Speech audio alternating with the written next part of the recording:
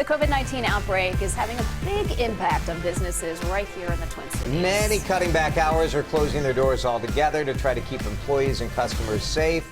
Mayday Cafe is closed today. Restaurant said one of its employees tested positive for COVID-19. Seward Co-op at Franklin and Riverside also closed. They said a staff member tested positive for the virus.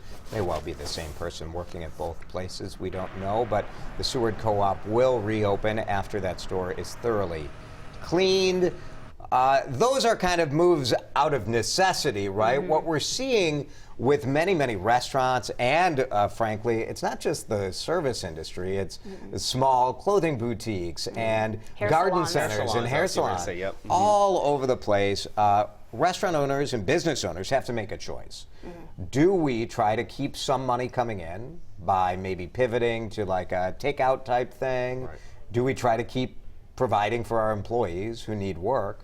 Or do we have to respect the fact that the CDC is telling us we don't want 50 people or more in the same room? And so you have to close. Most restaurants can't operate by saying you can only have 50 people in the room. Well, and because that includes also the people who are preparing the food. Right.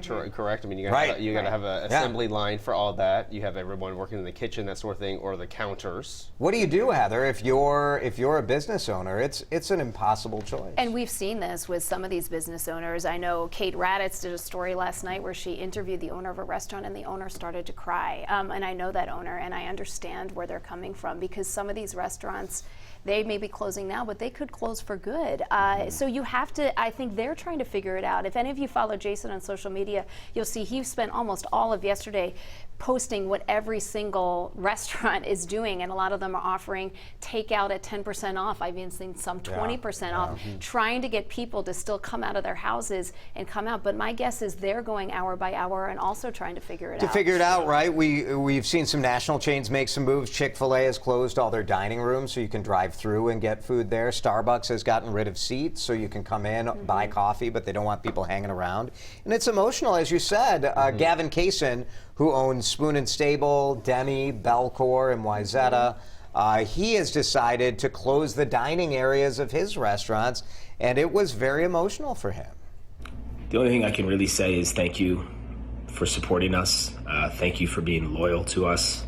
You know, we hope you come back and continue to be loyal.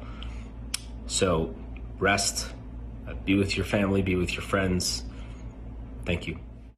So the question is, when I watched that too, is, you know, so for example, schools, they're out for a couple weeks, correct? They have a time frame. With these restaurants, do they have a time frame as well, or is it kind of like they're just closing down until? Yeah, until it comes back. Most are not giving, we plan on being open again by this date. Some are closing for a 30-day window. All the D'Amico and Son stores have decided to close till April, including Cafe and Bar Lurcott, and we'll see what they do. And Gavin Kaysen's restaurant, they are still doing some takeout. He's going to try it. These are more fine dining restaurants, and so what a lot of places are doing, and I think it's interesting, they're trying to pivot to kind of a family meal takeout where you order a dinner and then you roll up and pick it up and take home a dinner for the family. So Spoon and Stable trying to do that, and what they'll do is on a given day you'll have one choice.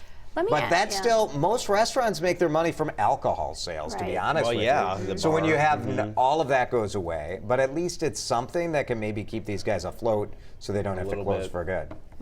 And that's the fear, is that some of them may ultimately have to close for good. And they were talking, even like salons that you mentioned and stuff, are people, they're trying to ask, like, come in and prepay in advance for your future appointments or gift cards or things like that. Yeah, and that's something, right? But it doesn't help the employees who live on tips. But it might help keep the business going. It's everybody's doing their best, but it's a scary time out there for business owners for sure.